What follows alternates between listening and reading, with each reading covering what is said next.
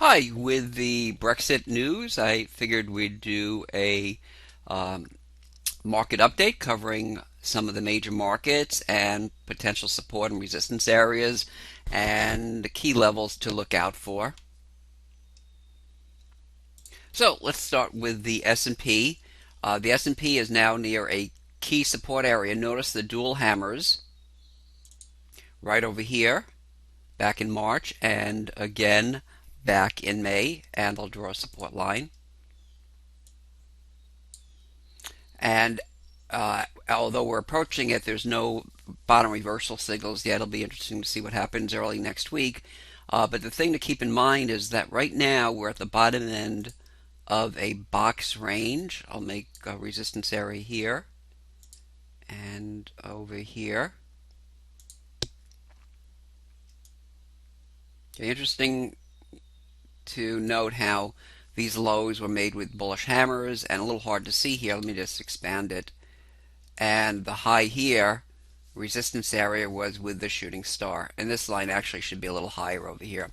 So let me go back here to make it a little, oops, a little smaller, a little more compressed.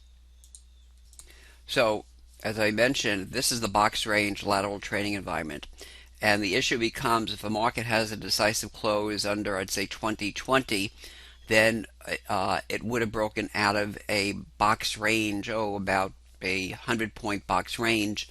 And if the market does close under the support area, this old support here and here theoretically could become resistance, and that can give us a target maybe another 100 points lower in the cash S&P.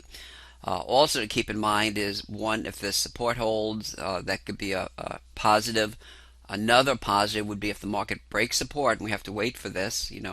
That's why if it breaks support on one or two sessions, I give it a few sessions to see if it gets back above that broken support. Because if it breaks support and then gets back above that broken support, that actually is a bullish crack and snap. You have to keep an eye on these levels over here, these support areas, to see how the market holds it. But if the market breaks under this support and then holds this old support as resistance, the risk minimally to me is here, or maybe even down to around the 1900 area. Okay, and while this is still major resistance in the 2120, 2125 area, we go look for first potential resistance just using a Fibonacci retracement. I like 50%. Right around the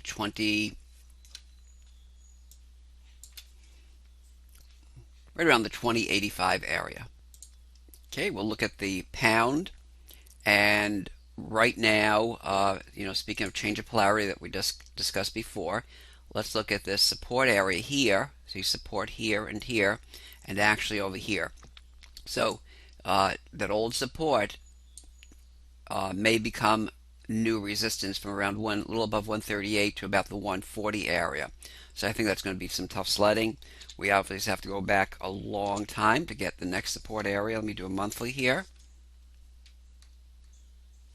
And although the market did close under the lows from 2009, I'm sorry, it did move under the lows of 2009. It didn't close under there.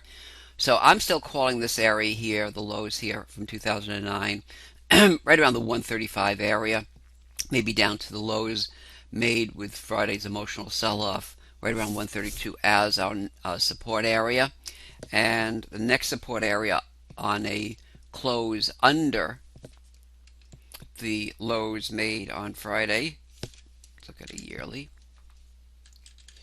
would be the lows going all the way back to the mid 1980s down here at around 103. Okay, but as of now, we talked about a box range with the S&P. Interestingly, the pound dollar is also, see this box range is the lateral trading environment, is just holding the bottom end of a box range. So this is really important support. Okay, we'll look at the euro now.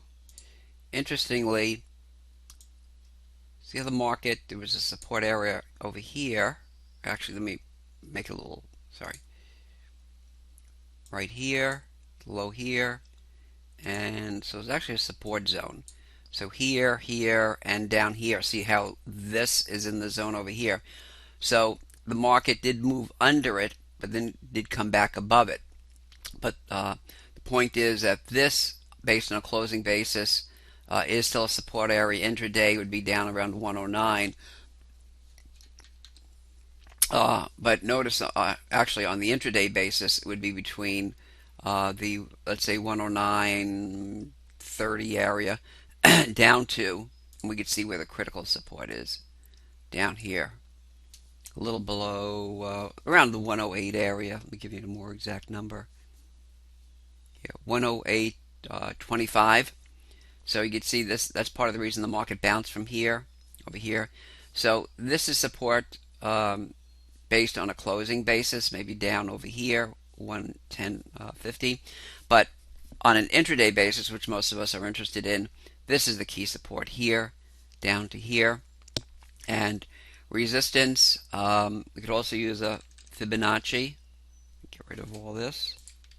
But I'll show you where the major resistance is. But let me do the Fibonacci first. So essentially, it's taking 50% of the entire sell-off because the highs here are the same as here. So that would be right around the 116.50 area.